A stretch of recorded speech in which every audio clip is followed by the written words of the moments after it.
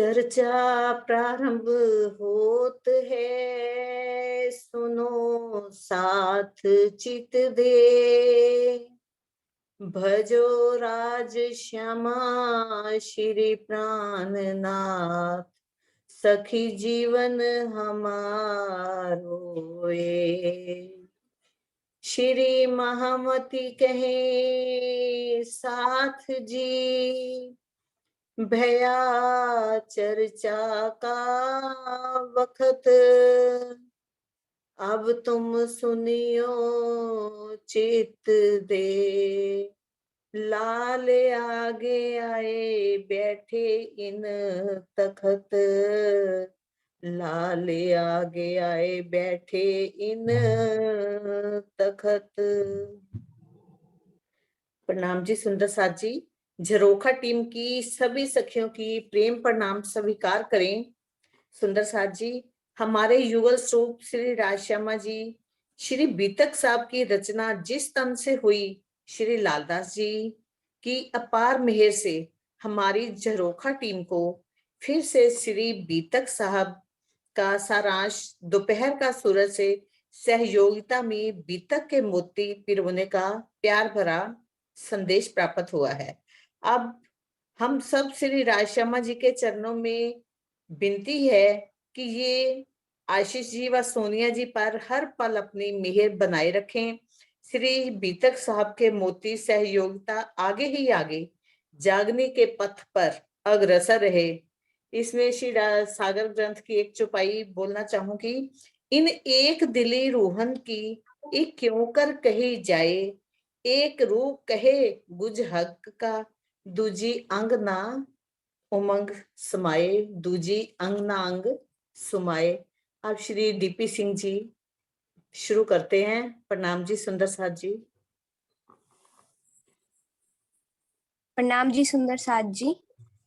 सुंदर साथ जी, कल की बीतक से हमने जाना कैसे श्री जी पत्र द्वारा श्री बिहारी जी महाराज को जागने का कार्य कैसे चल रहा है और औरंगजेब की आत्म को जागृत करने के लिए उनके दरबारी शेख सुलेमान से बात करते हैं। इसकी जानकारी देते हैं। शेख सुलेमान बादशाह से नहीं मिलवाता क्योंकि उसको इस बात का डर है कि अगर बादशाह औरंगजेब हिंदू धर्म में आए, श्री प्राणनाथ जी यानी मोहम्मद साहब के चरणों में आए तो हमारी बादशाह समाप्त हो जाएगी। आगे श्री लालदास जी व गोवर्धन दास जी का चटाई पर ईमान वाला प्रसंग भी हमने सुना, जिसमें कुरान में परमधाम की लीला हौज जोए का वर्णन, ब्रज रास जागने, लैल तुल कदर की रात्रि का प्रसंग सुना। आगे जोश की शक्ति आने से अपनी पांचों शक्तियां लालदास जी, गोवर्धन दास जी, शेख बदल जी, भीम जी और मुकुंद दास जी को देकर आप अनूप शहर चले जाते हैं। वहां श्री सनंद की वाणी का अवतरण का प्रसंग सुना। सनंद वाणी हिंदी में होने के कारण कुरान का हिंदी अनुवाद करवाने के लिए कायम मुल्ला जी को बुलाना, दयाराम जी द्वारा उर्दू बाजार से तफसीर हुसैनी मंगवाना, नवतनपुरी से प्रेम जी नाग जी संग जी के आने का प्रसंग सुना। कैसे बिहारी जी सत्य को सुनकर नाराज होते हैं। अब आगे कैसे 5 नलुए औरंगजेब के दरबारियों को पहुंचाए जाते हैं। आगे का वृतांत श्रवण करे साथ जी। बीतक की चौपाई 40, प्रकरण 40, चौपाई 1। रोहिल्ला खान की सराय में बैठे किया विचार, हमको अब क्या करना हुक्म परवरदिगार। दिल्ली में औरंगजेब तक पैगाम पहुंचाने के लिए श्री प्राणनाथ जी और मोमिन अलग अलग तरीके से कार्य करते हैं, परंतु धर्म का संदेश देने के लिए कोई तैयार नहीं होता है, क्योंकि शरीयत का बोलबाला होने के कारण धर्म की राह पर चलने वाला कोई नहीं था। आगे हम दोपहर के सूरज से श्रवण करेंगे। प्रणाम जी। प्रणाम जी। सराय रोहिला खान की हवेली में इस विषय पर गहन मंत्रणा की गई कि औरंगजेब तक पैगाम पहुंचाने के लिए अब क्या करना चाहिए। औरंगजेब के दरबारी रिजवी खान के यहाँ 10-20 दिन तक गए। उससे कुरान संबंधी काफी बातें भी की, लेकिन उस पर कोई असर नहीं पड़ा। औरंगजेब के पीर शेख निजाम के यहाँ पर 1 माह तक सुंदर साथ जाकर सत्संग करते रहे, लेकिन चिकने घड़े की तरह उस पर भी कोई असर नहीं हुआ। शेख वाजिद नामक एक फकीर के यहाँ भी 10 बार जाकर कयामत की बातें सुनाई, लेकिन नतीजा वही डाक के 3 था। इसी प्रकार औरंगजेब के हिंदू दरबारी सागर मल के यहाँ भी 10 बार गए। उसे धर्म रक्षा हेतु प्रेरित करने का प्रयास किया गया, किंतु सफलता नहीं मिली। इसके बाद बख्तावर भाई के घर पर भी गए। उन्हें भी क़यामत के निशान समझाने का अनेक प्रकार प्रयास किया गया, किंतु असफलता ही हाथ लगी। इसी प्रकार दिल्ली दरबार के अनेक प्रभावशाली लोगों के यहाँ सुंदर साथ गए, ताकि किसी भी तरह अध्यात्म के वास्तविक सत्य को उजागर करके संसार की कटुता को दूर किया जा सके। लेकिन इस मायावी जगत में सत्य की आवाज को सुनने वाले कम ही होते हैं। लक्ष्मी की सवारी उल्लू कही जाती है। जिस प्रकार उल्लू या चमगादड़ को दिन में दिखाई नहीं देता, उसी प्रकार धन से मत वाले और भोग विलास में फंसे हुए मनुष्यों को सत्य की ज्योति या तो दिखाई नहीं पड़ती या बहुत ही कम दिखाई पड़ती है। यहाँ पर स्वामी जी की इस कोटेशन का अभिप्राय है कि औरंगजेब के दरबारी माया और पद के लालच में डूबे होने के कारण सत्य को ग्रहण नहीं कर पाए। अर्थात श्री प्राणनाथ जी के तन में आए मोहम्मद इमाम मेहदी की पहचान नहीं कर सके, जिसके बारे में मोहम्मद साहब ने फर्दा रोज को आने को कहा था। बातचीत के माध्यम से कार्य में असफलता देखकर यह निर्णय लिया गया कि अब नलवा पत्र लिखकर भेजा जाए, तभी पैगाम पहुंचाया जा सकता है।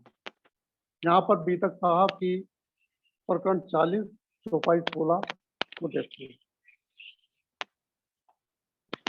बैठे एकांत एक ठोर, 5 किए सगार, नलवे 5 बनाए के, जाहिर किए तैयार। सराय रोहिला खान में सुंदर साथ से ही श्री जी 4 माह रह चुके थे। इसके पश्चात चांदनी चौक में आए दूरीचंद की हवेली में ठहरे। उन्हें कुरान की चर्चा करते हुए देखकर आसपास के हिंदुओं ने शोर मचाना शुरू कर दिया। सबने यह कहना शुरू कर दिया, ये लोग वेशभूषा से तो हिंदू हैं, किंतु कुरान की चर्चा करते हैं। इनको अपनी हवेली में नहीं ठहराने देना चाहिए, नहीं तो हम सब का धर्म भ्रष्ट हो जाएगा। धर्म और अध्यात्म के मूल तत्व से कोसों दूर कर्म कांडियों के लिए छुआछाती धर्म है। इसके लिए अध्यात्म के चरम लक्ष्य तक पहुंचना खरगोश के सींग और आकाश के फूल की तरह दुर्लभ है। यहाँ पर इसे कलश हिंदुस्तानी प्रखंड 16 चौपाई 7 से समझते हैं। करे सगाई देश हो, नई आत्म सो पहचान, तन पाले इन सो लई सबो मान। संसार के लोगों का आत्म तत्व की पहचान नहीं होती। वे सारा ध्यान शरीर के ऊपर ही केंद्रित किए रहते हैं। सभी ऐसा मान लेते हैं कि उन्हें इस शरीर से ही सारा संबंध रखना है।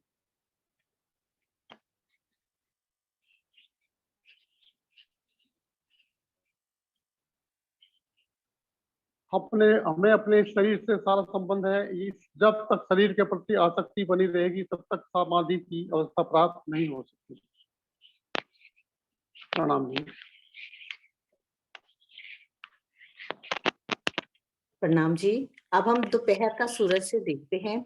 तब सब सुंदर साथ ने उस हवेली को छोड़ दिया और एक एकांत स्थान पर बैठकर 5 पत्र तैयार किए। इन पत्रों में कुरान हदीसों की साक्षी देकर क़यामत के 7 निशानों के प्रकट होने की बात कही है। यहाँ हम मार्फत सागर की चौपाई प्रकरण नंबर 8 की चौपाई नंबर 3 और 2 लेंगे।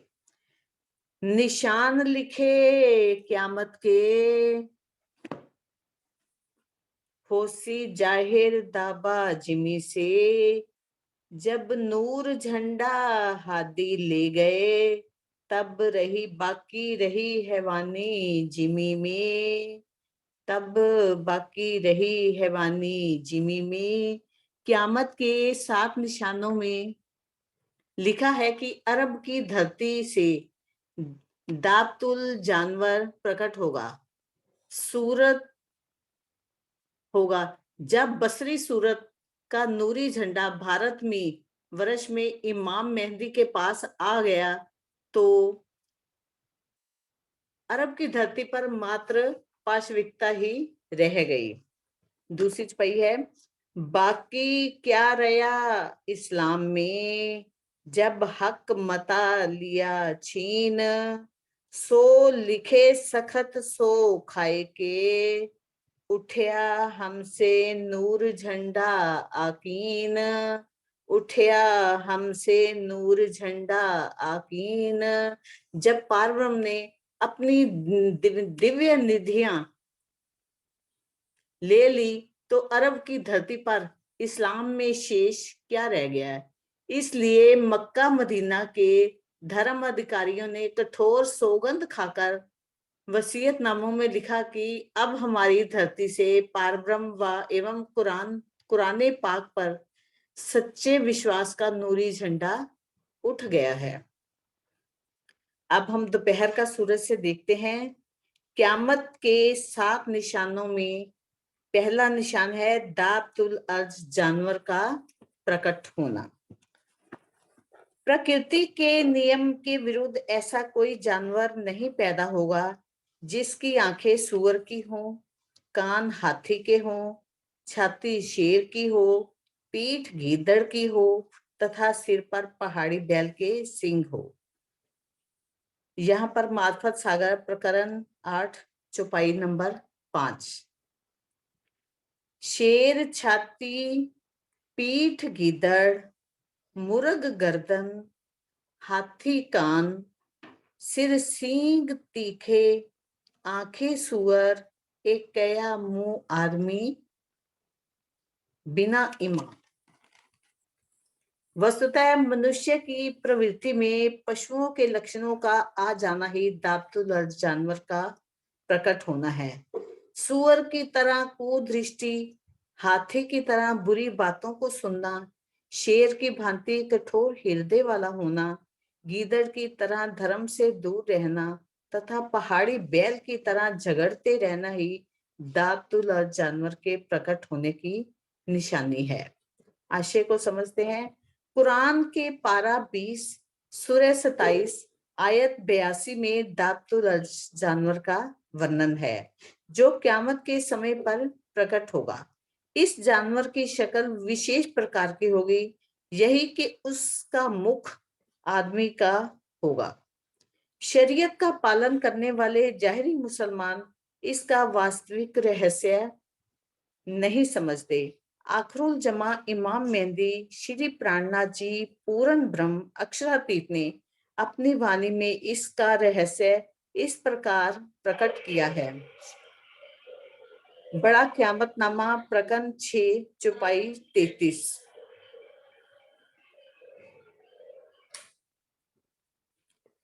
दाबतुल अर्ज मायने बातन, मुख आदमी का गधी तन, बातों मायने कही क़यामत, देख सी खुले हकीकत। दाबतुल अर्ज का सूक्ष्म अर्थ ही लेना चाहिए, क्योंकि इसमें मुख तो मनुष्य का है और शरीर गधे का है जो मूर्खता एवं विकारों से भरा हुआ है। कुरान के गुज अर्थों के प्रकाश में आने पर ही क़यामत का आना सिद्ध हो सकता है। श्री कुलजम स्वरूप के द्वारा इसकी वास्तविकता को जाना जा सकता है। अब शरीयत के बादशाह औरंगजेब के पास मक्का मदीना से काजी मुल्लाओं के दस्तखत किए हुए 4 वसीयतनामे आए, जिसमें उन्होंने कसम खाकर लिखा था कि मक्का से कुरान की शफकत तथा बरकत उठ गई है तथा यहाँ से ज्ञान रूपी नूरी झंडा उठ गया है। इमाम मेहंदी हिंद में जाहिर हो गए हैं। इसका प्रमाण मार्फत सागर प्रकरण 8 चौपाई 3 में है।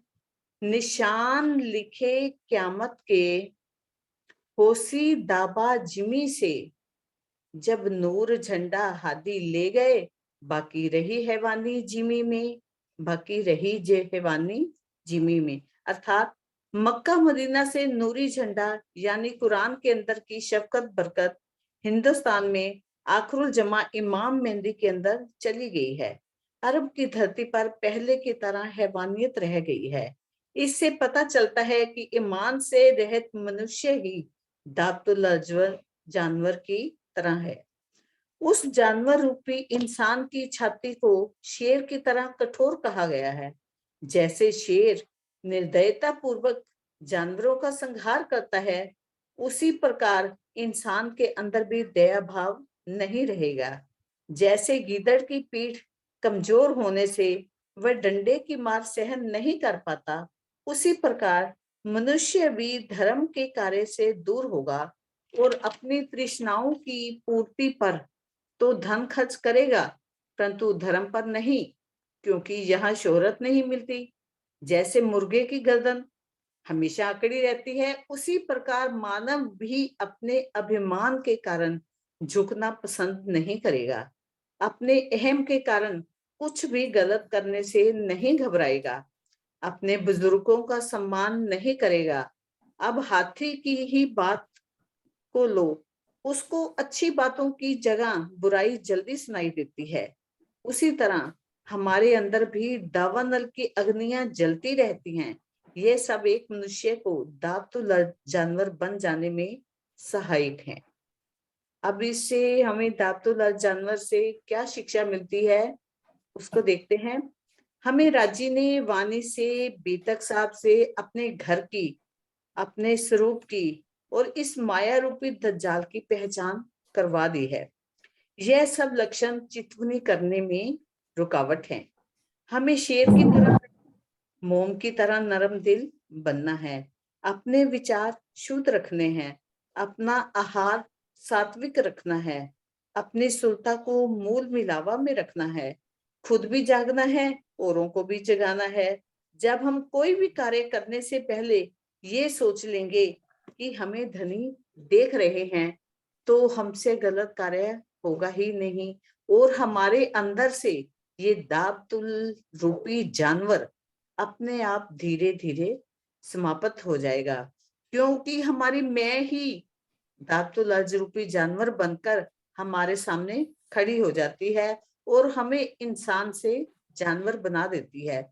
जब हम इस मैं के पर्दे से बाहर आ जाएंगे, तो फिर सामने तू ही तू होगा, सामने तू ही तू होगा। प्रणाम जी सुंदर साथ जी। आगे का दूसरा निशान हमारी भावना सखी आपको सुनाएंगे। प्रणाम जी। अभी हमने राज सखी से दाबातुन जानवर के निशान के बारे में सुना। अब हम दोपहर के सूरज से क़यामत के दूसरे निशान के बारे में सुनते हैं। दूसरा निशान है सूर्य का पश्चिम में आना। सूर्य तो पूर्व में ही उगता है, कभी भी पश्चिम में नहीं, किंतु परमधाम के ज्ञान का सूर्य सबसे पहले अरब में उगा। इसके विपरीत अर्थात भारतवर्ष में हिंदू तन में पार ब्रह्म की शक्ति का प्रकट होकर परम धाम का ज्ञान देना यह सिद्ध करता है कि अब सूर्य पश्चिम में उगा हुआ है, यानी भारत में उगा हुआ है। इसे मार्फत सागर की वाणी से अब हम स्पष्ट करते हैं। कहिया सूरज होसी मगरब का, दिन में नहीं रोशन होसी गुलाब जोर दज्जाल का, तब ईमान न रहसी किन। उस समय ज्ञान का सूर्य पश्चिम में अर्थात अरब के विपरीत भारत में उगा होगा। इसके पहले का जो ज्ञान रूपी सूर्य अरब में उगा था, उसका तेज भारत में चले जाने पर से वह नाम मात्र का रह जाएगा, उसमें प्रकाश ही नहीं होगा। दज्जाल की शक्ति बहुत अधिक बड़ी होगी और किसी भी व्यक्ति में पारब्रह्म के प्रति सच्चा विश्वास नहीं होगा। अब हम इसको आगे दोपहर के सूरज से समझते हैं। मुसलमानों के लिए अंधेरा होने का तात्पर्य यह है कि हिंदू तन में प्रकट होने वाले पारब्रह्म यानी इमाम साहिब जुमा को मुसलमान नहीं पहचान पाएंगे तथा उन पर ईमान भी नहीं लाएंगे। श्री जी वाणी में मार्फत सागर प्रकरण 8 चौपाई 51 में हमें बता रहे हैं,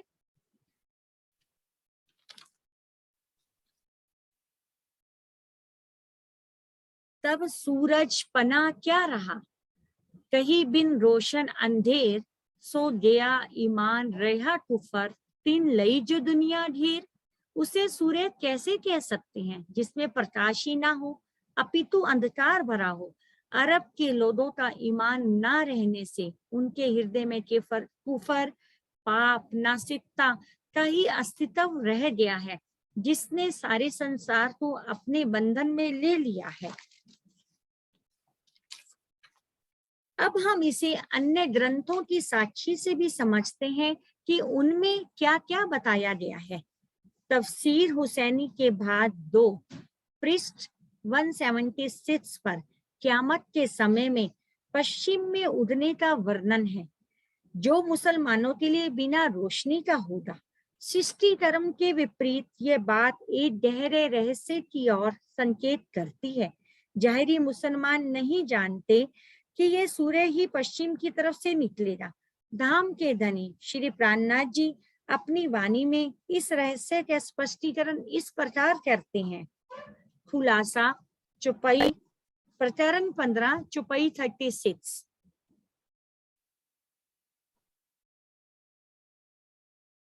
सो नूर सब इत आया इन जिमी माफत, तब वह जिमी दाबा भई, जैसे पहले थी बिना हद, जैसे पहले थी बिना हद।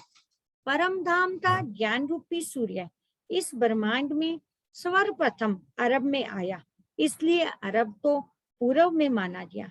जब रूह अल्लाह श्री श्यामा जी, रसूल साहब, इमाम मेहंदी हिंदुस्तान में श्री प्राणनाथ जी, शिरजी साहेब जी के रूप में जाहिर हुए, तो परम धाम का ज्ञान रूपी सूर्य पूर्व दिशा हिंदुस्तान में उगा हुआ माना गया और अरब की धरती को पश्चिम की दिशा माना गया।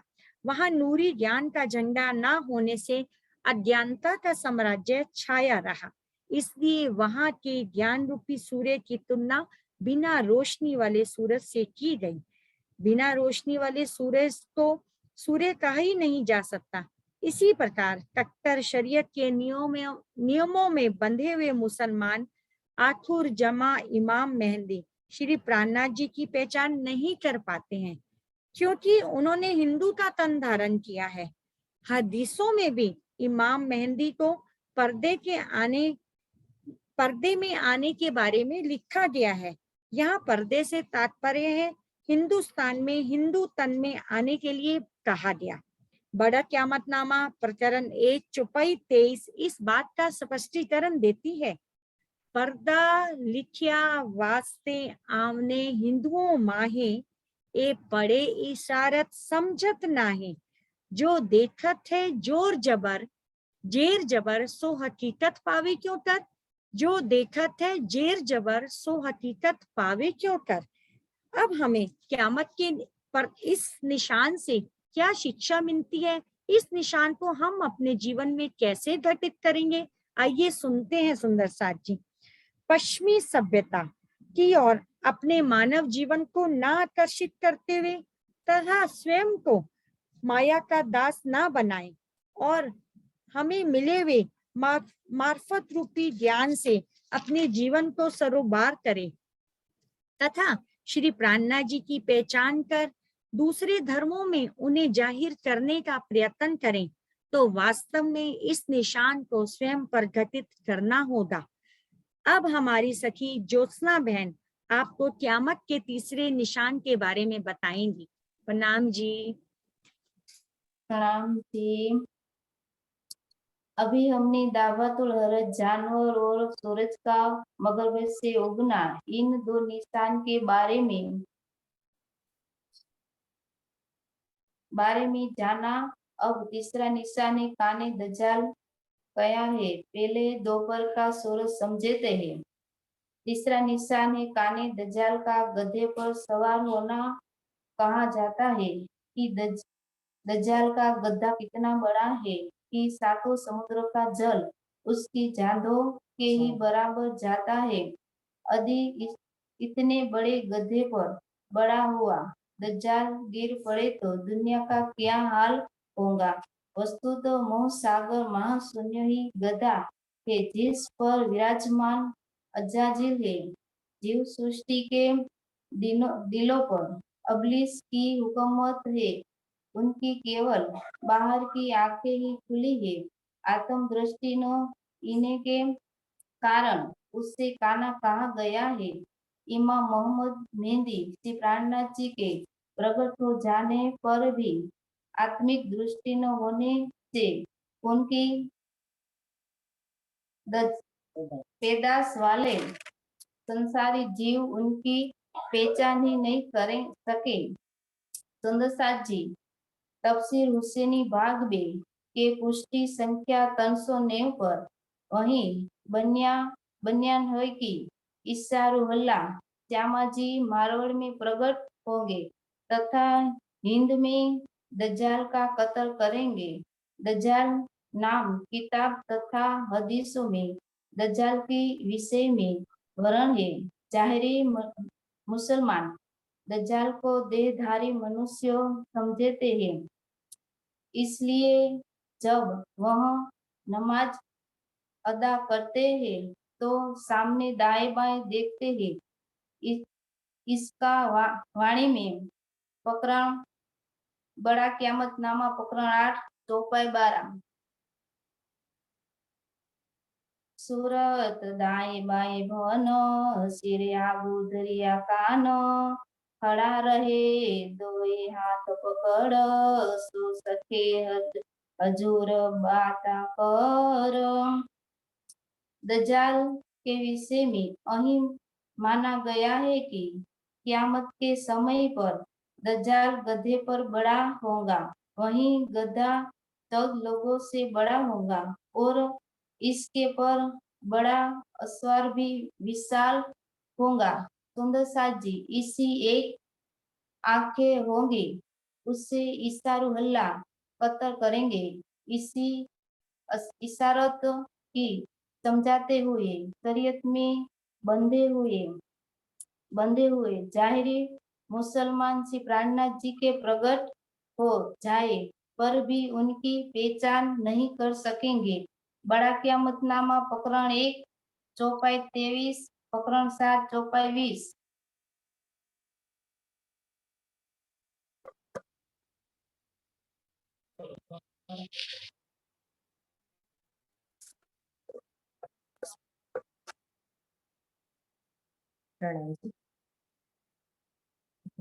चौपाई નથી क्या वास्ते आवने हिंदू माहे ए पढ़े इशारत समझत ना है जो देखत है जीर बहुत जबर सो हकीकत पावे क्यों कर। कुरान हदीसों में इमाम मेहंदी का पर्दे में आना। दूसरी चौपाई है दूसरी 20 प्रकरण 7 20 चौपाई 20 प्रकरण 7 पर्दा लिख्या 23 ये पदी से तीसरी अल्लो न चाहे युग्या सुर जिन अंधों का दुश्मन नोत ए सुनवा का जो न ल्यावे ईमान सोई चमगीदड़ उल्लू जान, सोई चमगीदड़ उल्लू जान। क्योंकि तफसीर हुसैनी में लिखा हुआ है कि ईसा रूहल्लाह की जमात में अधिकतर हिंदू हो गए। संसार में जितने भी मनुष्य की संतान है उनकी शादी इब्लिस से हुई है। जिस प्रकार शरीर में खून होता है उसी तरह दज्जाल इब्लिस सबके दिलों में बढ़कर माया की तरफ लगाए रहते हैं तथा उनको धर्म कार्य या पूर्ण पारब्रह्म की पहचान नहीं करने देता।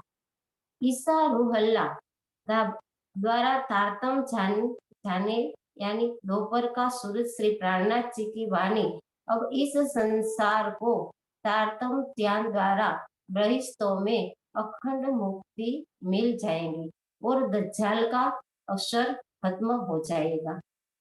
इनसे ये शिक्षा मिलती है।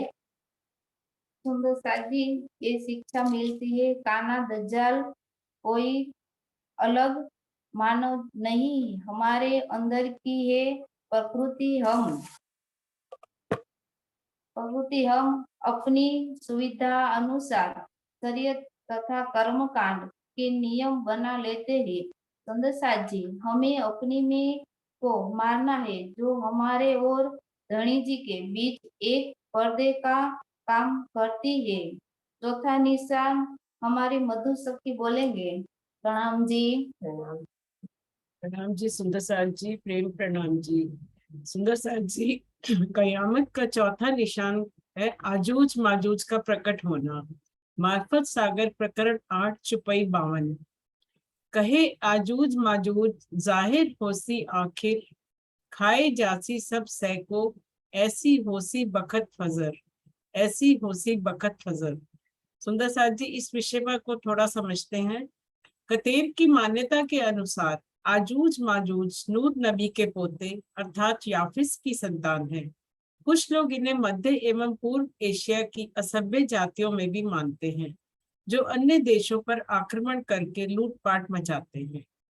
इनकी सुरक्षा के लिए अष्ट धातु की दीवार बनाई गई जिन्हें आजूज माजूज दिन रात चाटते रहते हैं। मार्फत सागर प्रकरण 8 चौपाई 85 से देखते हैं। जो लो ले ऊपर के मायने, तो लो कबू न बूझा जाए, सक छोड़ न सके साफ दिल, जो पढ़ 100 साल ऊपर जुबाए, जो पढ़े 100 साल ऊपर जुबाए। अर्थ को भी समझते हैं। जब तक शब्दों के बाह्य अर्थ लिए जाएंगे तब तक यथार्थ सत्य को जानना असंभव है। भले ही कोई जिह्वा से निरंतर 100 वर्षों तक कुरान क्यों ना पढ़े, ना तो किसी के संशय मिट सकते हैं और ना ही किसी का हृदय ही निर्मल हो सकता है। अब दोपहर के सूरज से श्रवण करते हैं सुंदर साथ जी। भला नूह नबी पैगंबर के पोते और याफिस के बेटे मनुष्य के तन को क्यों खाएंगे? आजूज माजूज की 4 लाख फौजें कही गई हैं। एक वर्ष में 365 दिन होते हैं। इस प्रकार 4 लाख की को 365 से भाग देने पर 1095 होता है, जिसका आशय है 11वीं सदी से है। इनकी 3 फौजें हैं, प्रातः, दोपहर, सायंकाल। आजूज कहते हैं दिन को और माजूज कहते हैं रात्रि को। आजूज को 100 गज का कहते हैं क्योंकि दिन में मनुष्य की इच्छाएं 100 तरफ दौड़ती हैं, और माजूज को 1 गज का क्योंकि रात्रि में सोते समय मनुष्य की वृत्तियां एक ही तरफ रहती हैं। तारतम वाणी में मार्फत सागर प्रकरण 8 चौपाई 77 में श्री जी कहते हैं, जो सह आई दिन में तिन सबो खाई 100 तरफ, सोई सबो एक तरफ रात को, ए देखो मायने कर हरफ, ए देखो मायने कर हरफ। दोपहर का सूरज। अष्ट धातुओं यथा रस, रक्त, मांस, मेद, अस्थि, शुक्र, ओज का बना हुआ यह शरीर है, जिसकी उम्र को दीवार ही कहा गया है। इसे ही दिन रात आजूज माजूज मिलकर समाप्त करते हैं। तारतम वाणी के माध्यम से समझते हैं। मार्फत सागर प्रकरण 8 चौपाई 53। दीवाल कही अष्टधात की, चाटे आजूज माजूज दायम, पीछे रहे जैसी कागज, सुबह देखे त्यों ही कायम, सुबह देखे त्यों ही कायम। भावार्थ को भी समझते हैं। अष्ट धातु की दीवार को आजूज माजूज निरंतर चाट रहे हैं। संध्या समय तक वे कागज जैसी पतली रह जाती है, पर किंतु प्रातःकाल पूर्ववत वैसी ही हो जाती है। मार्फत सागर प्रकरण 8 चुपाई 82। वाणी में श्री जी कहते हैं, आजूज माजूज हुए जाहिर, केता किया दुनी पर मार, अजू न देखे स्याह दिल, जो पड़ी आलम में एती पुकार, जो पड़ी आलम में एती पुकार। चुपाई के अर्थ को देखते हैं। अब तो आजूज माजूज प्रकट हो चुके हैं, किंतु प्रश्न यह है कि उन्होंने संसार के कितने लोगों को मारकर खा लिया है। सभी अभी भी पक्षपातपूर्ण कालिमा से भरे हुए ये विद्वान इस बात पर विचार क्यों नहीं करते हैं, जबकि संसार में कयामत आने की इतनी तीव्र चर्चा तो हो ही रही है। सुंदर साथ जी, इस निशान से हमें क्या शिक्षा मिलती है, आइए उसको समझते हैं। सुंदर साथ जी, कयामत के इस निशान से हमें बहुत बड़ी शिक्षा मिलती है। आजूज माजूज तो दिन रात हमारी उम्र को खाए जा रहे हैं। हमें जरूरत है तो आत्म मंथन की। हमें इस मानव जीवन का सदुपयोग करना है। हमारी इंद्रियां दिन रात माया की ओर दौड़ती हैं, लेकिन लौकिक इच्छाओं का आकर्षण बहुत बलशाली है, पर शाश्वत नहीं। जरूरत है तो हमें अपने मानव जीवन के लक्ष्य को पाने की। हमें अपना पल पल वाणी मंथन, चितवन, चर्चनी, सत्संग में व्यतीत करना चाहिए। चित्त हमारा सदैव मूल मिलावे में युगल स्वरूप की नूरी चरणों में ही समर्पित होना चाहिए। सुरता एक के राखिए, मूल मिलावे माही। सुंदर साथ जी, दुनिया से विदा तो सभी ने होना है, तो क्यों ना अपने मानव जीवन को सार्थक बनाएं। बाद में पछताने से कुछ हासिल नहीं होगा। किरंतन चुपाई प्रकरण 77 चुपाई 11 में श्री जी कहते हैं, पीछे पछतावा क्या करे, जब गया समय चल, ऐसे क्यों भूले अंकुरी, जाके सांचे घर में चल, जाके सांचे घर में चल। प्यारे सुंदर साथ जी, हम प्रतिदिन बीतक के मोती चुन चुन कर संजो रहे हैं। क्यों ना उन मोतियों से अपने मानव जीवन को सजाए और अपनी रहनी में लाएं। इस तरह सुंदर साथ जी, हमने कयामत के 4 निशानों का श्रवण किया। श्री लालदास जी ने बीतक में 4 निशानों का वर्णन किया है। वाणी में श्री जी ने कयामत के 7 निशान बताए हैं। उनके भी बातूनी भेद अब हम आगे श्रवण करेंगे। यह बात मार्फत सागर से प्रकरण 8 चुपाई 87 से स्पष्ट हो जाती है। मोहम्मद कहे, ए मोमिनो, खोल दिए 4 निशान, और भी 3 कहत हो, ले बातून देखो दिल आन, ले बातून देखो दिल आन। प्रणाम जी सुंदर साथ जी। अब हमारी प्यारी सखी डीपी सिंह जी आगे का वर्णन करेंगे। प्रणाम जी। आगे के जो कयामत के निशान हैं वो अन्य जगह से लिए गए हैं, क्योंकि दोपहर के सूरज में सिर्फ केवल 4 निशाने दिए गए हैं। कयामत का 5वां निशान है अशराफील व जबराइल का प्रकट होना। हिंदू धर्म ग्रंथों में जैसे अक्षर ब्रह्म की जागृत बुद्धि कहा गया है, उसे ही कते पक्ष में अशराफील कहा गया है। जबराइल तथा अशराफील दोनों ही अक्षर ब्रह्म के फरिश्ते हैं, जिसमें जबराइल जोश का तथा अशराफील जागृत बुद्धि का फरिश्ता है। इस संबंध में खुलासा प्रकरण 4 और चौपाई 7 से देखते हैं। अशराफील जबराइल भेज दिया आमर, निगाहबानी कीजियो मेरे खासे बंदों पर, मेरे खासे बंदों पर। तथा इसके साथ संबंध प्रकरण 37 चौपाई 94 से। नूर अकल अशराफील ले पहुंचा पार बेहद, जिन कोई हिसाबों खेल में या को न लगे शब्द, या को न लगे शब्द। जब मोहम्मद साहब की रूह परमधाम यानी लाहौर की तरफ जा रही थी, तो इस फर्श से लेकर जबरूत तक का सफर जबराइल फरिश्ते द्वारा ही तय करवाया गया। इसके लिए सनद वाणी प्रकरण 37 चौपाई 3 से देखते हैं। या में एक रसूल संग है जो जबराइल, सो नूर से आवत रूहन पर, हके भेजा रोशन वकील, हके भेजा रोशन वकील। अक्षरधाम से आगे अशरफील निज बुद्ध का फरिश्ता मोहम्मद साहब के धाम हृदय में बैठकर मूल विलायम में पहुंचा। इसे मार्फत सागर प्रकरण 5 चौपाई 23 से समझते हैं। सात महमद मेहंदी असराफील, ले मगज मुसाफी बल, तो आया अर्श अजीम के, पहुंचा बीच बड़े नूर असल, पहुंचा बीच बड़े नूर असल। मूल विलायम में हुई 90,000 हरफ बातें मोहम्मद साहब के मुख से असराफील द्वारा ही आयतों के रूप में उतरती थी। क़यामत के समय में इस फरिश्ते के भी अवतरण का वर्णन है, जिसके माध्यम से परमधाम का यह अनुपम ज्ञान अवतरित होना है, जिससे सारी दुनिया इस दुखमय भवसागर से पार हो जाएगी तथा अज्ञानता के बड़े बड़े पहाड़ यानी आचार्य एवं मौलवी मुल्ला भी नष्ट हो जाएंगे, अर्थात शक्तिहीन हो जाएंगे। तफसीर हुसैनी भाग 2 के पृष्ठ संख्या 41 पर लिखा है कि क़यामत के दिन असराफील सुर फूकेगा तथा पहाड़ों को जड़ से उखाड़ देगा।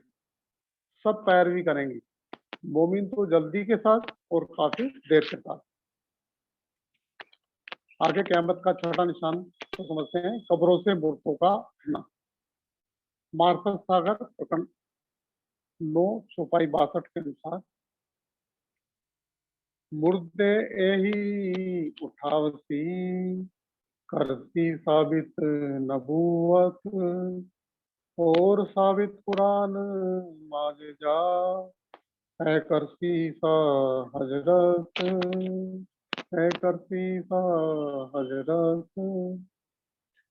कुरान मजीद के ज्ञान द्वारा नबी यानी मोहम्मद साहब का एक ही लक्ष्य रहा है कि सारा संसार एकमात्र सच्चिदानंद पारब्रह्म की उपासना करे। इसे ही नबी की नबूवत और कुरान का चमत्कार कहते हैं। इसी संदर्भ में तफसीर हुसैनी भाग 2 पृष्ठ 220 पर लिखा है कि आखिर को असराफील सूर फूकेगा और इस प्रकार पुकारेगा कि ऐ मुर्दो निकलो जमीन से।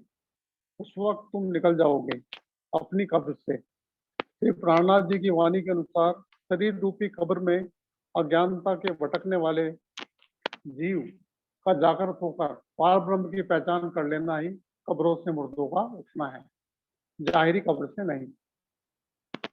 सुंदरसाद जी आगे क़यामत के सातों निशान के बारे में हमारी प्यारी कल्पना सखी जी बताएंगे। प्रणाम जी।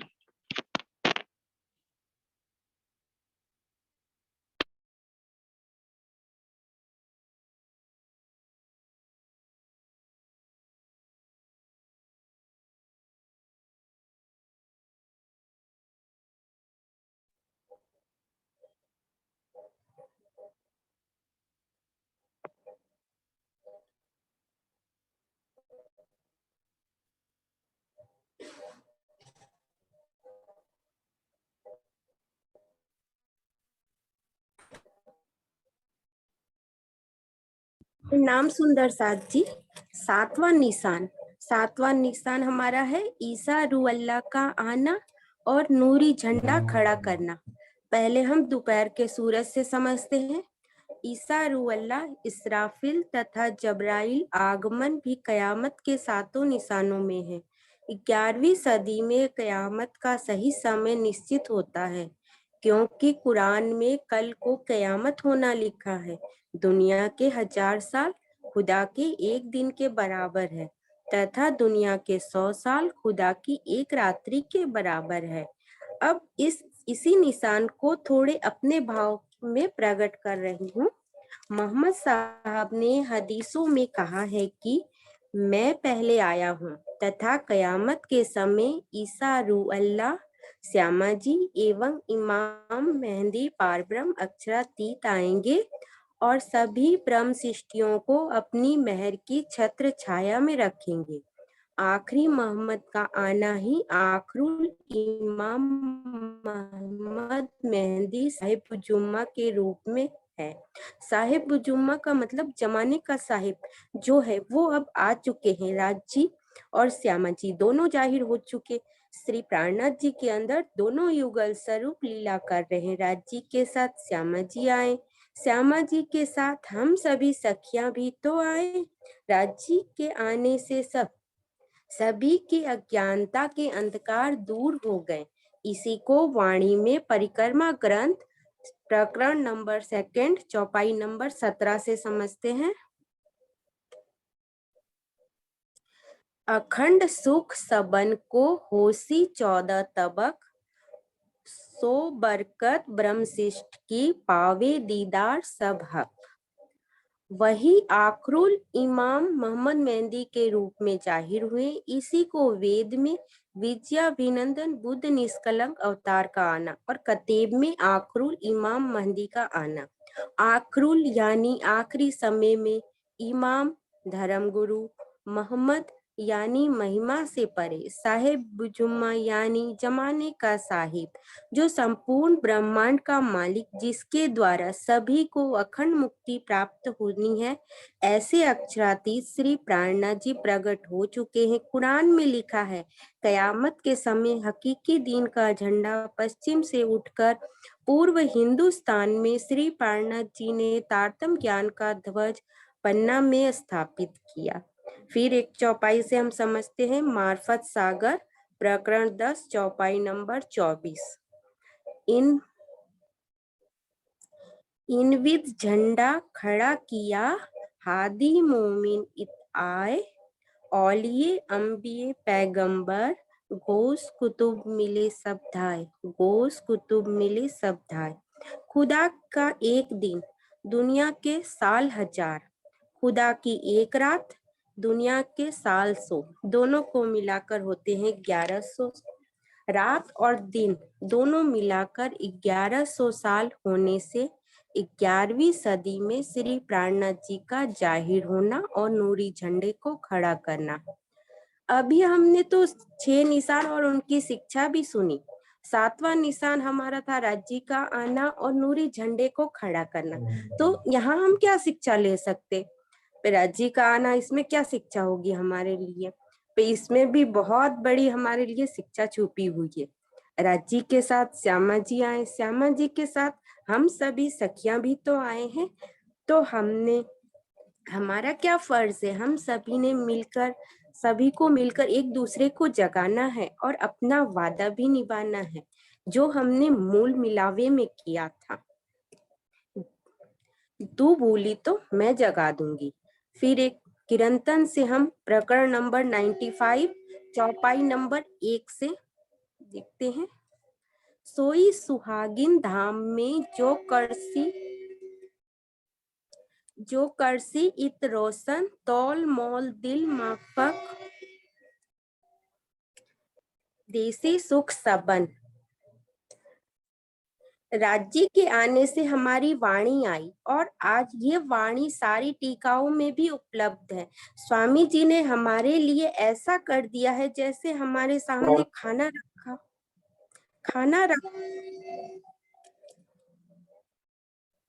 जैसे हमारे सामने खाना रखा हो और हम खाने के लिए हमें बस बैठना है।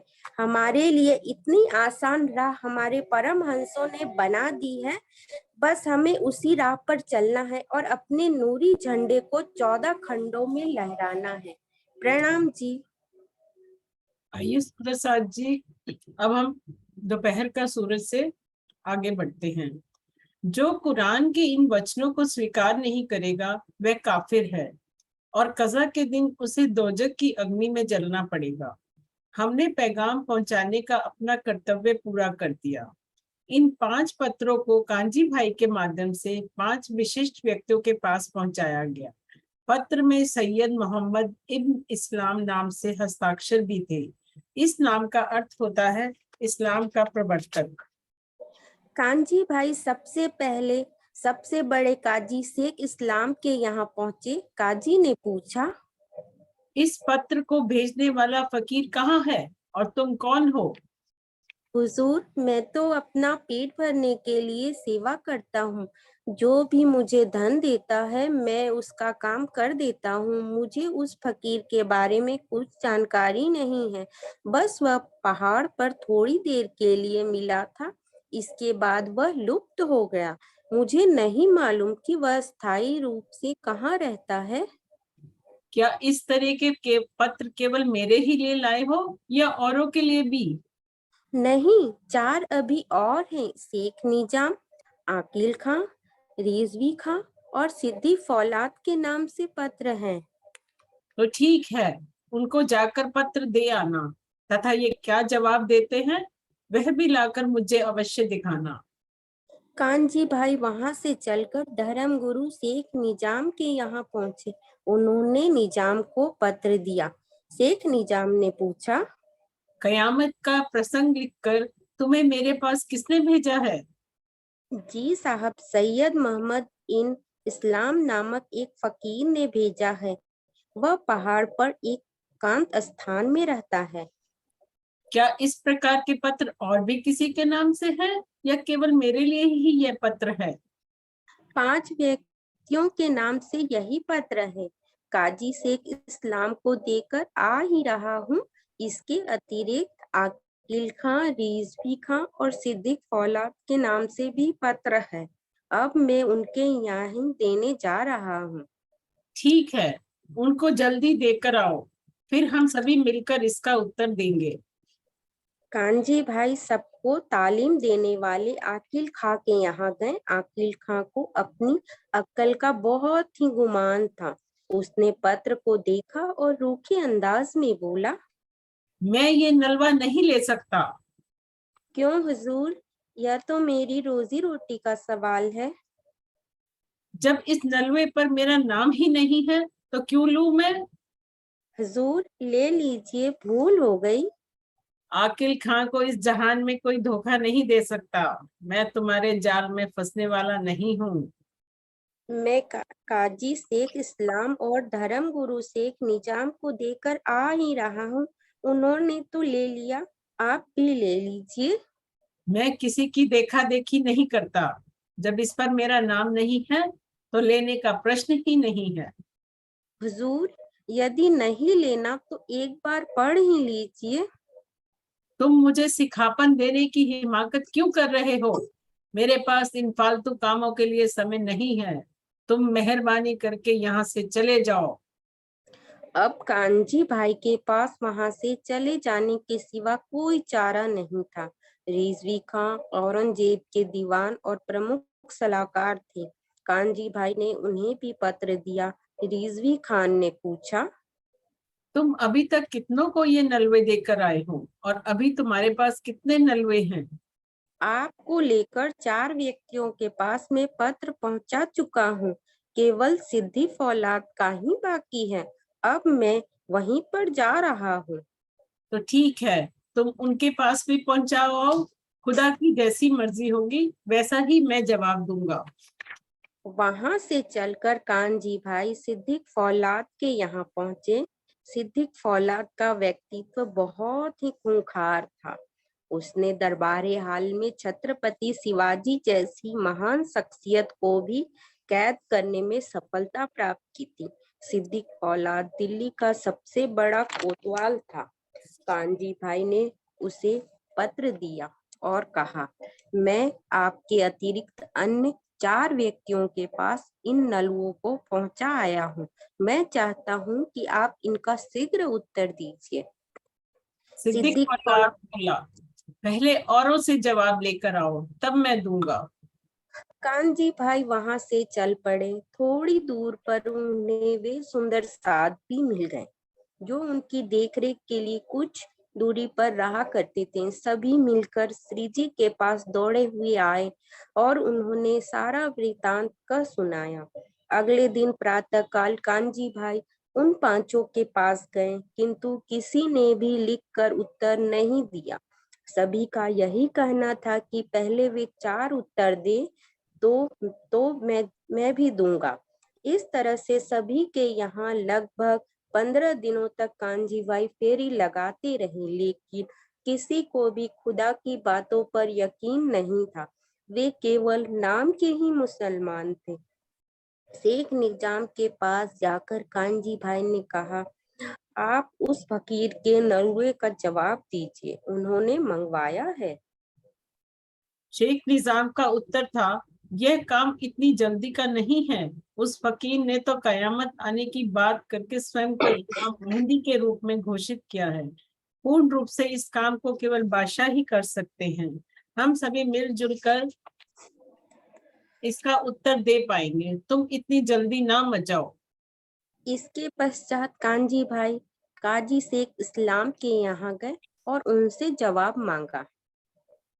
काजी ने उत्तर दिया, यह काम जब अकेले मेरे वश का नहीं है तो मैं अकेले कैसे उत्तर दे सकता हूँ। कयामत के दावे को तुम छोटी बात समझते हो। जब मैं तुम्हारे लाए हुए पत्र को पढ़ते पढ़ते ही थक गया तो चुपचाप रख दिया। तुम फकीर को यह बता देना कि यह पांचों इकट्ठे होकर ही उत्तर दे पाएंगे। काजी ने इस प्रकार का उत्तर पाकर कांजी भाई सिद्दीक फौलाद के यहाँ गए और बोले, कोतवाल साहब, आपने मुझे अब तक जवाब नहीं दिया। उधर फकीर का कहना है कि जब तक तुम जवाब नहीं लाओगे तब तक तुम्हारे काम का पैसा नहीं मिलेगा। अब आप ही बताइए, मेरा गुजारा कैसे होगा। यह कार्य काजी मुल्लाओं का है। मुझे कुरान की कोई भी जानकारी नहीं है। भला मैं क्या जानूं कि कयामत क्या भला होती है। आपसे गुजारिश है कि आप केवल बादशाह को सूचना ही दे दीजिए कि आपके पास कहीं से किसी फकीर ने पत्र भेजा है, वह आपसे नलुए को मंगवाकर उत्तर दे दे। बादशाह के सामने जबान चलाने की हिम्मत मेरी नहीं है। यदि भूलवश कोई ऐसी बात मेरे मुख से निकल जाए जो कुरान के विरुद्ध हो तो उसका अंजाम क्या होगा, ये सोचकर ही मेरी रूह कांपती है। वहां से कांजी भाई रिजवी खान के पास गए और गुहार लगाई, दीवान साहब, मैं आपके लिए कयामत और इमाम के प्रगटन की खुशी का पैगाम लेकर आया हूँ। आपको तो खुशियां मनानी चाहिए। फकीर ने पत्र का उत्तर कब मिलेगा। तुमने खुशी का नहीं बल्कि मौत का पैगाम दिया है। कयामत का मतलब ही होता है सारी दुनिया का फना हो जाना। इससे तो घर, पत्नी और बच्चों का सारा सुख ही छूट जाएगा। तुम्हारे इस गुनाह के लिए तो तुम्हें मार ही डालना चाहिए। हुजूर, इसमें मेरा कोई भी कसूर नहीं है। यह नलवा तो उस फकीर का भेजा हुआ है। मुझे तो केवल अपने मेहनताने के पैसे से मतलब है। आप कुछ भी 2 शब्द लिख दीजिए ताकि मैं अपने पैसे तो पालूं। यह अकेले मेरा काम नहीं है। हम पांचों मिलकर ही उसका उत्तर देंगे। राह में चलते हुए कांजी भाई सोचते चले जा रहे थे कि ये कैसे मुसलमान हैं जो इतने बड़े पद पर बैठे हैं लेकिन कयामत का सही अर्थ तक नहीं जानते।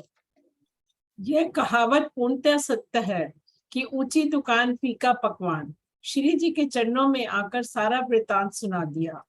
ऊंची दुकान फीका पकवान मुहावरे का अर्थ है जहां बाहरी दिखावा अधिक हो और गुण कर्म बहुत ही कम, आडंबर ही आडंबर।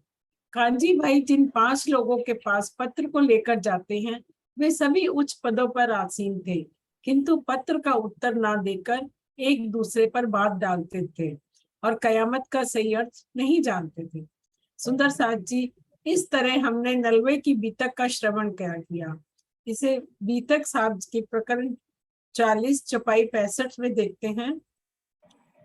मोहम्मद कहे, सुनो मोमिनो, ए नलवे की बीतक, अब कहो आगे परयान की, कहो सो हकीकत, कहो सो हकीकत। प्रणाम जी सुंदर साथ जी। आगे की बीतक का आनंद हमें हमारी भावना सखी दिलाएगी।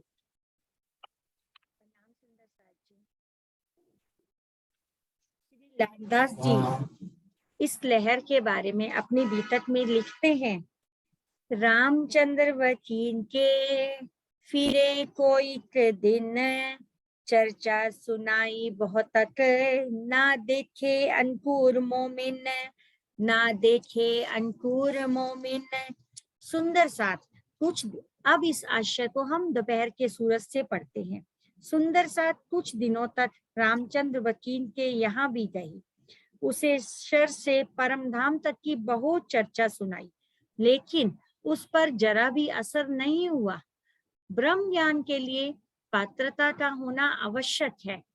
सिंहनी का दूध सोने के बर्तन में रखा जा सकता है, लोहे के बर्तन में नहीं। इसको बीतक में शिवजी ने पहले भी स्पष्ट करके बताया। जैसे भैरव ठक्कर तो जब शिवजी चर्चा सुनाने के लिए गए तो ब्रह्म सृष्टि का अंकुर था, इसीलिए जब शिवजी ने उनको चर्चा सुनाई तो 3 दिन में अपने आहार को शुद्ध करके उन्हें राज्य का दर्शन मिला। तो इस प्रकार हम ये समझ सकते हैं कि जैसा अंकुर होता है निस्बत भी वैसी होती है और राज्य से संबंध हमारा वैसे ही जुड़ जाता है। गंगाराम जी के बड़े भाई उद्धव दास ने 2 दिन तक श्री जी की सेवा की और इसी में अपने आप को कृतार्थ माना। सुंदरी नामक ये सन्यासिनी ने भी अपने को मात्र दीदार तक ही सीमित रखा। 2 माह तक सुंदर साथ लल्लुओं द्वारा पैगाम पहुंचाने में लगे रही, लेकिन इस कार्य में ना तो किसी हिंदू की सहायता मिली, ना ही मुसलमानों की। तब सभी सुंदर साथ श्री जी से कुछ दूर एक बाग में बैठकर विचार करने लगे कि शरीयत के इस राज्य में हमें कैसे औरंगजेब तक पैगाम पहुंचाना चाहिए। इसको लालदास जी अपनी बीतक में लिखते हैं। फिर बैठे परियान को जाए दूर बैठे श्री राज, आपस में मसलत करी क्या करना है आज, क्या करना है आज। उस सभा में सबको अपने अपने विचार रखने की पूरी स्वतंत्रता थी। अंत में सर्वसम्मति से यही निर्णय लिया गया कि औरंगजेब तक पैगाम पहुंचाने में हमें अपनी हिंदू वेशभूषा भी बदलनी पड़े तो इसमें डरने की कोई बात नहीं है। यदि इस कार्य में हमें मरना भी पड़े तो डरने की कोई आवश्यकता नहीं है, क्योंकि हमारे असली तन तो परम धाम में है। वैसे भी औरंगजेब के अंदर परम धाम की साकुमार की आत्मा है, इसलिए हमें मरवाना तो नहीं चाहेगा।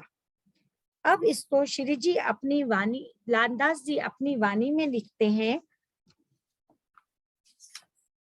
यूं करते संध्या समय उठ आए अपने घर, फिर तहां रात को मिलके बैठे मस्जिद पद्धति पर, बैठे मस्जिद पद्धति पर। इसी प्रकार सभी सुंदर साथ अपने निवास पर आ गए तथा रात्रि को एकत्रित होकर जामा मस्जिद की सीढ़ियों पर सनंद की वाणी गाने लगे। यह प्रतिदिन का कार्यक्रम सा बन गया था। अब आप सखी हर्षिता से सनंद की वाणी को सुनेंगे।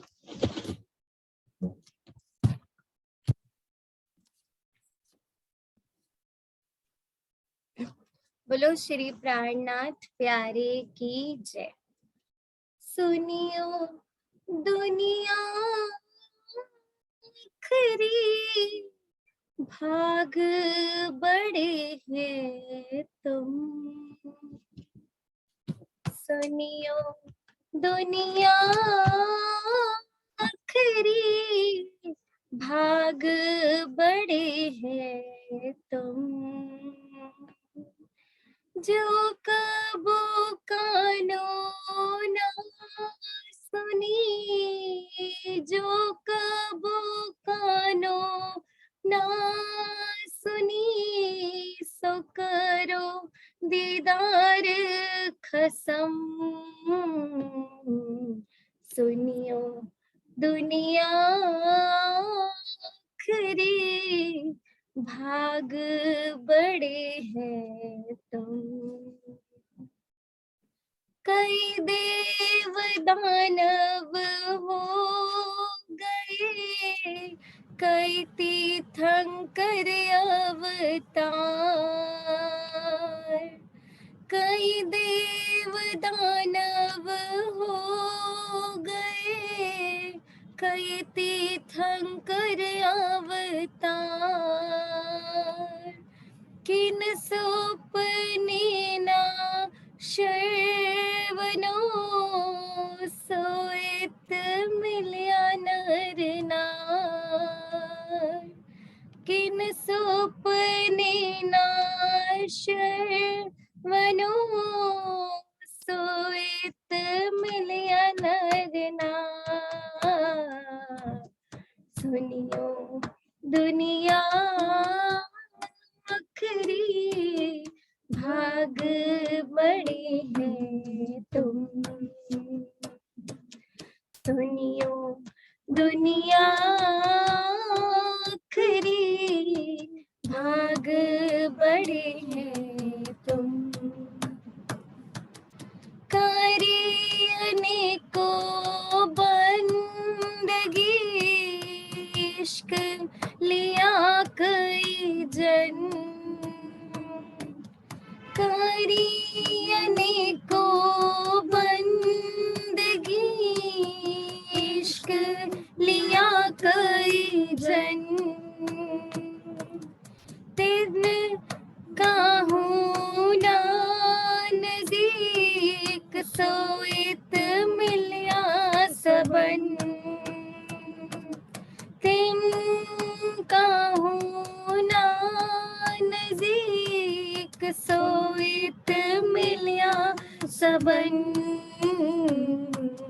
सुनियो दुनिया आखरी, भाग बड़े हैं तुम।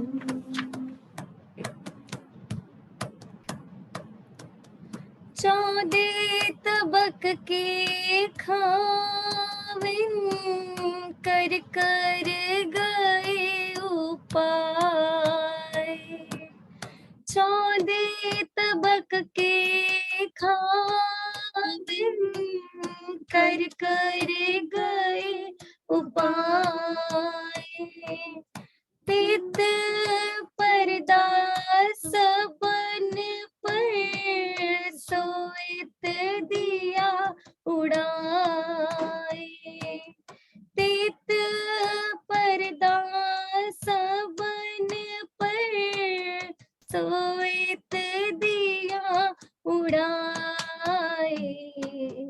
सुनियो दुनिया आखरी, भाग बड़े हैं तुम। सुनियो दुनिया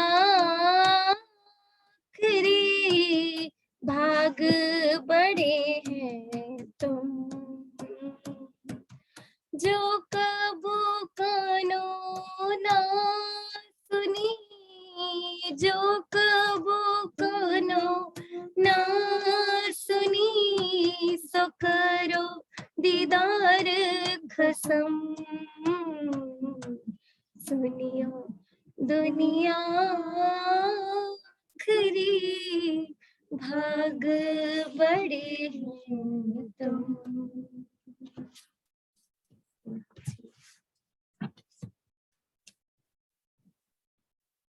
सुंदर साथ मस्जिद की सीढ़ियों पर बैठकर मस्जिद के लोगों को यह संदेश देते हैं। अब हम दोपहर के सूरज से आगे समझते हैं।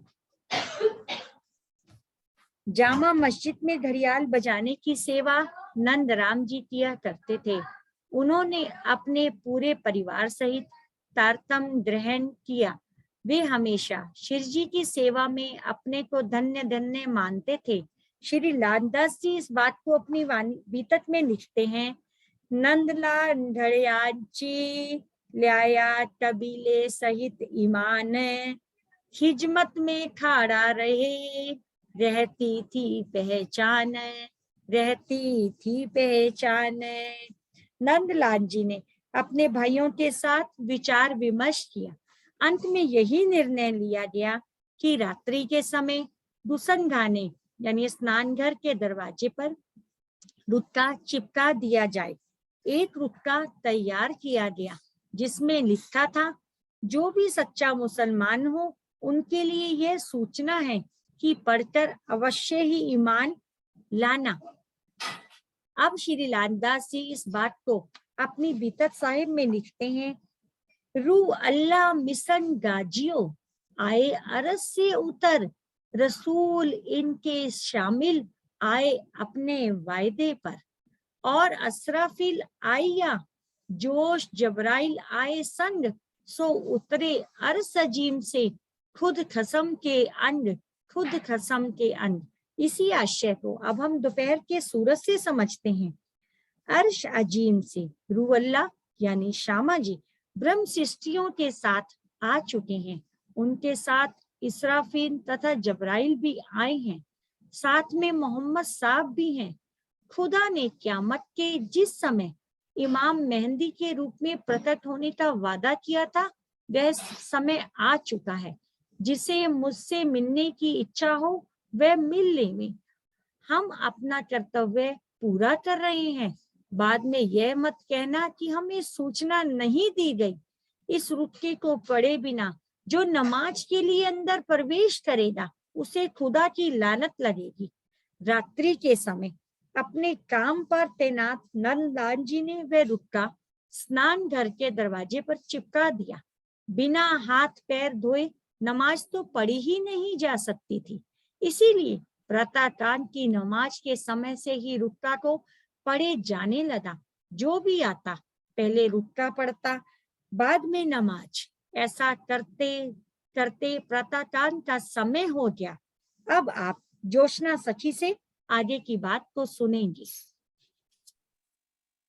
प्रणाम जी सुंदरता जी। पेला चौपाई वितक प्रकरण 42, चौपाई 16 અને 18।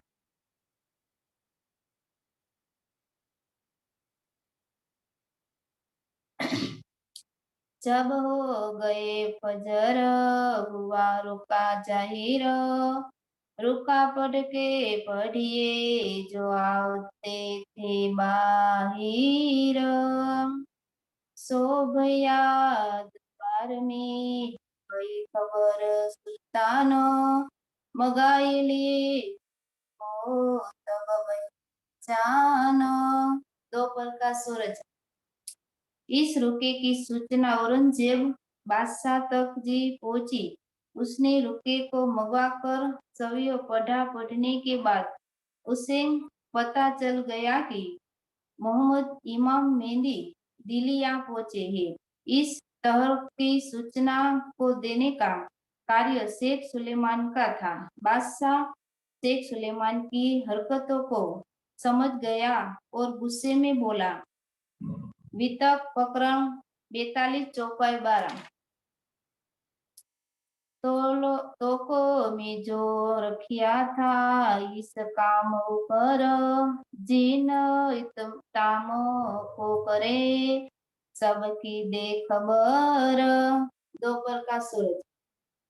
शेख सुलेमान तुम्हारा अही काम था कि जो भी मुझसे मिलना चाहता है, इस मिलना इस रुके का चिपकाने का अही अर्थ है कि वही लोग तुम्हारे घर बराबर भटके होंगे। तब निराश होकर उन्होंने रुका चिपकाया होगा। तुम्हारे अंदर अकल नाम की चीज नहीं है। तब तुम्हें हादी दरबार की सेवा से बर्खास्त किया जाता है। शेख सुलेमान की जगह पर धर्मगुरु शेख निमाज के बेटे अब्दुल्ला को नियुक्त किया गया। औरंगजेब ने अहीं ढिंढोरा फिराने का हुक्म दिया कि रुका चिपकाने वाला फरियादी मुझसे उस समय मिल सकता है जब मैं जुम्मे की नमाज पढ़ने जामा मस्जिद जाऊंगा। किंतु औरंगजेब की इच्छा की विपरीत अहीं ढिंढोरा फिराया गया कि जिस किसी भी फरियादी के इच्छा है वह जुम्मे की नमाज के दिन बादशाह से मिल सकता है। जुम्मे की नमाज पढ़कर जब बादशाह ने देखा कि ये तो सैकड़ों लोग न जाने कहाँ से चले आ रहे हैं, तो सोचा था कि फरियादी तो एक दो ही होंगे। अहीं इस दृश्य को देखकर बहुत अस्फीत हो, लेकिन वास्तविकता को नहीं समझे सका कि ढिंढोरा ही गलत फिराया गया है। वितक प्रकरण 42 चौपाई 28। बोलिए।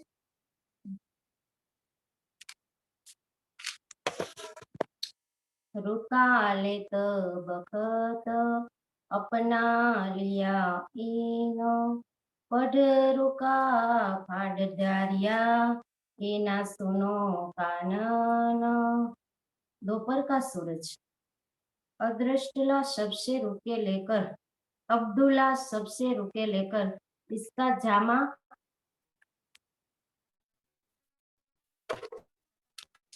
इस इकट्ठा करता जा रहा था।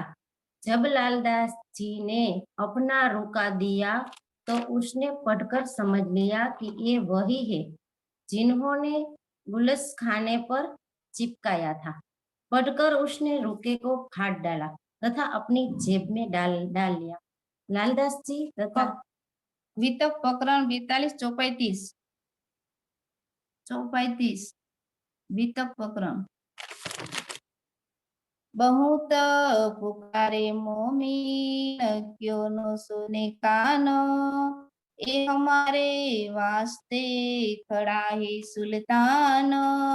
दोपहर का सूरज लालदास जी तथा निर्मल दास जी बहुत है बोलते हैं रह गए, हमारे लिए ये वास्ता प्रतीक्षा कर रहे हैं।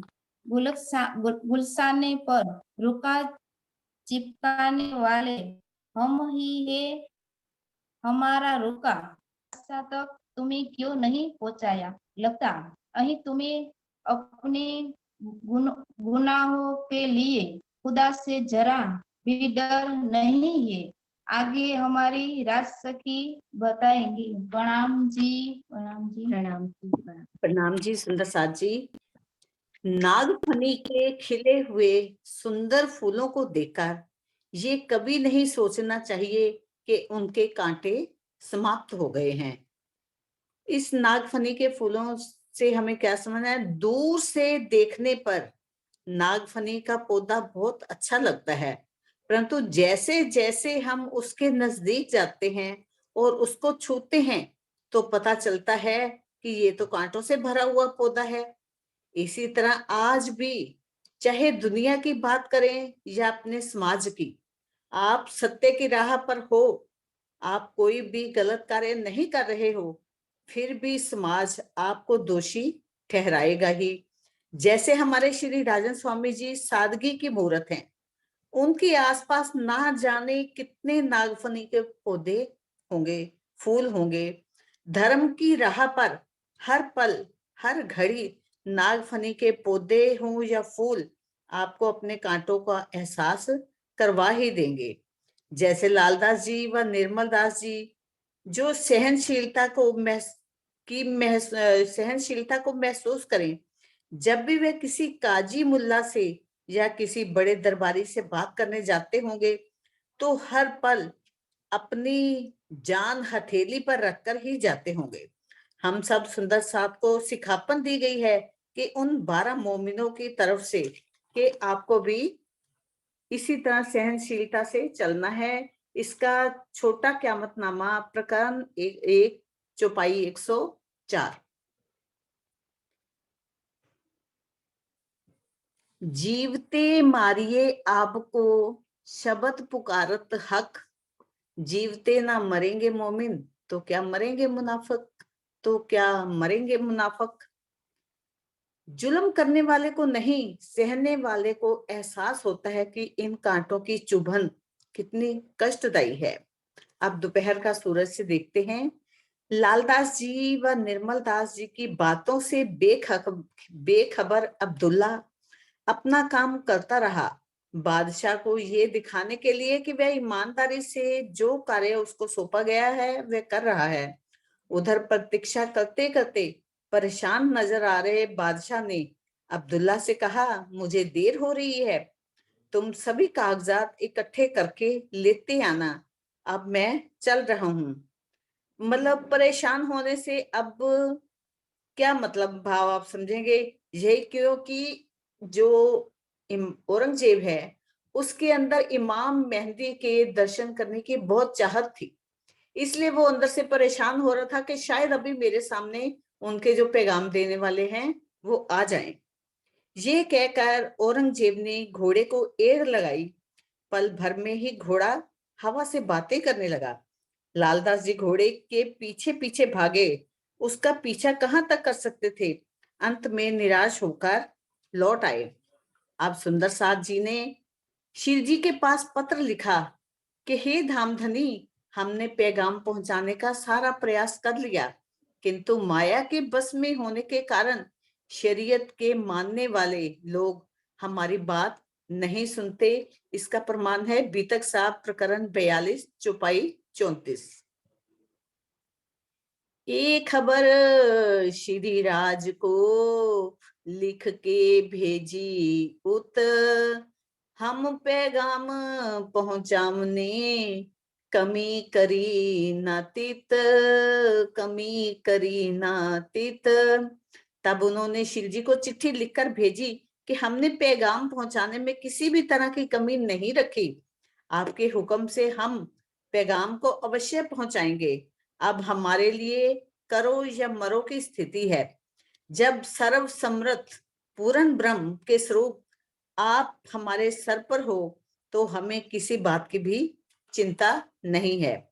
श्री बीतक साहब प्रकरण 42 चौपाई 36। इन भांत हम गए सब लिख भेजी बीतक, पर हम इनको ना छोड़हीं, तुम सिर पर खड़े हो हक, तुम सिर पर खड़े हो हक। कांजी भाई कांजी भाई ने वह पत्र शिव जी को दिया। शिव जी ने पत्र उत्तर में लिखा कि अभी तुम जल्दबाजी ना करो, मेरे आए बिना कुछ भी नहीं करना। पत्र के अनुसार सब सुंदर साथ शिव जी की प्रतीक्षा करने लगे। दूसरे दिन श्री प्राणनाथ जी दिल्ली आ गए। चांदनी चौक की हवेली में इस विषय पर विचार किया गया कि, और शिव जी ने पूछा कि पैगाम पहुंचाने के लिए अब तुम क्या करना चाहते हो। सुंदर साहब ने जोश में उत्तर दिया, हमें तो केवल आपके आदेश की ही प्रतीक्षा है, हमें अब किसी भी बात की चिंता नहीं है। इस कार्य में हम तन मन को नछावर करने को तैयार हैं। पैगाम को देने के लिए इनका जोश देखकर श्री प्राणनाथ जी बहुत खुश हुए, प्रसन्न हुए। प्रकरण 42 चौपाई 50। जोश इनों का देख कर श्री राज भय खुशहाल, तब दिलासा बड़ी दई देख मोमिनो हाल, देख मोमिनो हाल। आज यहाँ पर मुझे अपने सरकार श्री की एक बात याद आ गई कि सरकार श्री तकरीबन ही मतलब रोज नहीं तो 2-4 दिन में एक बार जरूर कहते थे, खुद ही को कर बुलंद इतना, खुदा बंदे से ये पूछे बता तेरी रजा क्या है। क्योंकि यहाँ पर शिवजी साहिब जी जो पूर्ण ब्रह्म अक्षरातीत खुद है, वो अपने प्यारे मोमिनों से पूछ रहे हैं कि बताओ आप क्या करना चाहते हो, आपके दिल में क्या है जो आप सबको मतलब के करके दिखाना चाहते हो। जैसे भक्त के बस में भगवान होता है ना, ये कहावत है संसार की, उसी प्रकार ही आज हमारे अक्षरातीत पूर्ण ब्रह्म इन मोमिनों के बस में है और खुशी से मतलब बहुत खुश हो रहे हैं। सुंदर साथ जी में से 12 मोमिन ऐसे चुने गए जो सच्चे दिल से समर्पित थे। उन सभी ने फकीरी वेश वालों फकीरों वाली वेशभूषा भी पहन रखी थी। वे आपस में खूब हंस हंस कर बातें कर रहे थे। इन सुंदर साहब की इच्छा थी कि पैगाम देने से पहले शिरजी को अपने हाथों से बनाया हुआ भोजन कराएं। शिरजी की स्वीकृति मिलने पर सबने खुश होकर भोजन कराया। धामधनी श्री प्राणनाथ जी ने अति प्रसन्न होकर उनकी मंगल कामना की। सुंदर साथ जी ने शिरजी से प्रार्थना की कि हे धामधनी, अब आप किसी एकांत स्थान पर निवास करें। आपकी कृपा से हम औरंगजेब को पैगाम देने में अवश्य ही सफल होंगे। धनी की राह में अपना सर्वस्व न्यौछावर करने वाले ये 12 मोमिन धन्य धन्य हैं। उन्होंने ये महान कार्य किया। इन 12 सदस्यों के अतिरिक्त कुछ ऐसे भी कायर थे जिनके दिल में मौत का खौफ छाया हुआ था, किंतु वह ऊपर से ऐसा प्रदर्शित करते थे जैसे उनके समान समर्पण करने वाला संसार में कोई भी नहीं है।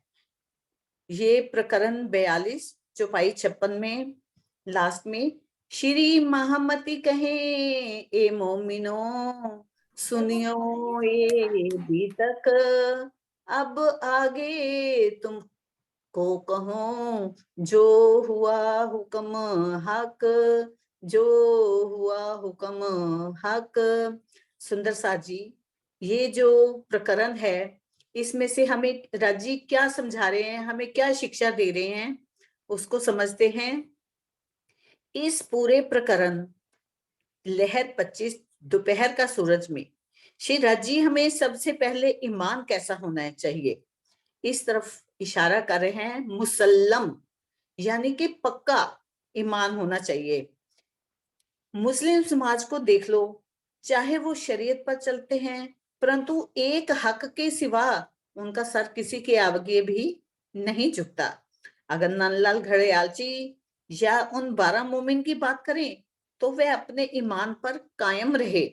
हम भी जब अपना ईमान इतना दृढ़ कर लेंगे कि हे मेरे धामधनी, ये संसार सपना है, मुझे इतना बल दे दो कि मैं अपने ईमान पर खड़ी रह सकूं, चाहे कितनी भी मुश्किल क्यों ना आए, परंतु आपके चरणों पर ही अपना ईमान रखूं। ईमान ऊंच नीच व जातिवाद के दायरे से भी बाहर निकलकर हमें मिलजुल कर जो भी कार्य करेंगे उसमें हमें अवश्य ही सफलता मिलेगी। सुंदर साथ जी, 12 मोमिनों ने तो रहनी में उतरकर दिखा दिया। अगर हमें इस रहनी पर चलना पड़े तो क्या हम अपने ईमान पर खड़े हो पाएंगे? ये हमें सोचना है। और ये रजी ने हमारे लिए क्वेश्चन छोड़ा है, प्रश्न चिन्ह छोड़ा है कि अगर आपके ऊपर ऐसा समय आ जाए जिसमें आपको अपने ईमान की परीक्षा देनी पड़े तो आप क्या करेंगे? सभी सुंदर साथ को, मेरे समेत, ये नहीं कि मुझे नहीं, हम सब सुंदर साथ को ये राजी एक इशारा दे रहे हैं कि इसको अपने ध्यान में रखिए। प्रणाम जी सुंदर साथ जी। अब कल की बितक में क्या होगा उसके बारे में हम जानते हैं। आज आपने क़यामत के 7 निशान कैसे जाहिर हुए इसका वृतांत सुना। सब कैसे परम धाम की रूहें धर्म पर कुर्बान होने से पीछे नहीं हटती। धन्य है वो 12 मोमिन जिन्होंने जान हथेली पर रखकर औरंगजेब तक पैगाम पहुंचाया भी और उसके रूबरू भी हुए। ये इन 12 मोमिनों की सिफत में एक चौपाई कहूंगी। कुर्बानी का नाम सुन मोमिन उलसत अंग, पीछे होते जो मोमिन दौड़ लिया तिन संग। सुंदर साथ जी, कुर्बानी की राह में श्री गुरु तेग बहादुर जी, श्री गुरु अर्जन देव जी, श्री गुरु गोबिंद सिंह जी व उनके चारों पुत्र अग्रणीय हैं। उनकी कुर्बानी को हम भूल नहीं सकते। जब सिद्दीक फौलाद द्वारा मोमिनों को यातना दी जाती है तो शिरजी दर्द से तड़प जाते हैं। मक्का मदीना से वसीयतनामे आते हैं। अंदर से कैसे शिरजी को आवाज आती है कि अभी तो शकुंडल सखी भी जागृत होनी है। कैसे सभी शहरों में सुंदर साथ जी को पत्र लिखे जाते हैं शिरजी के द्वारा कैसे 12 मोमिनों को सांत्वना देने के लिए प्यार भरा पत्र लिखा जाता है, ये सब हम सुनेंगे कल की बीतक में। सुंदर साथ जी, ये सब श्री बीतक साहब का प्रसंग हम सुनेंगे कल। प्रणाम जी सुंदर साथ जी, अब इंग्लिश में मोरल सुनिए।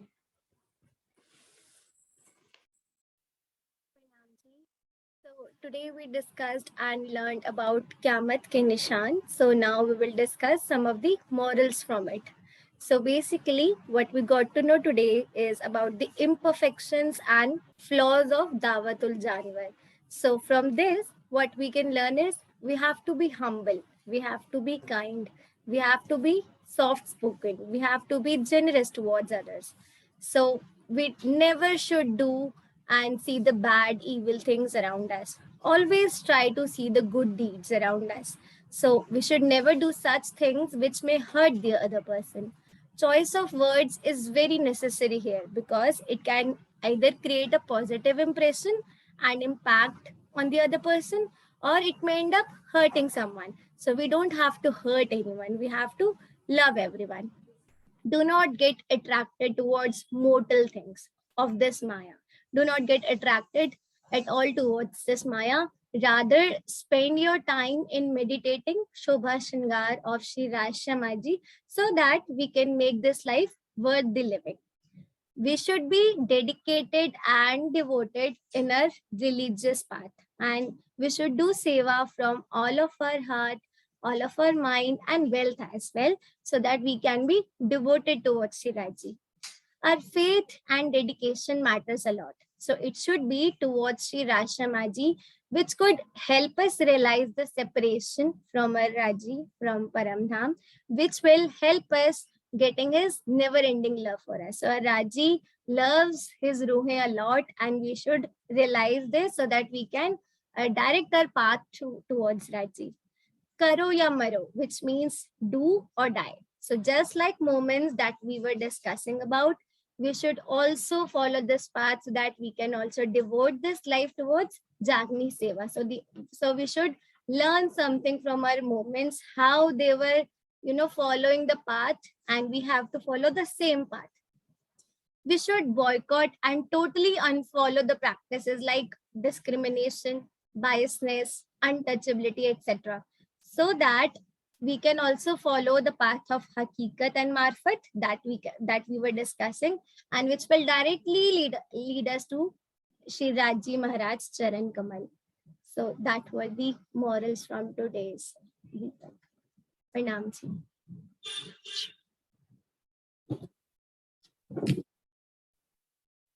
प्रणाम जी सुंदर साथ जी, प्रेम प्रणाम जी। प्रणाम जी सुंदर साथ जी। प्रणाम सुंदर साथ जी। प्रणाम प्रणाम जी। प्रणाम जी। प्रणाम जी। प्रणाम जी सुंदर साथ जी, प्रणाम जी।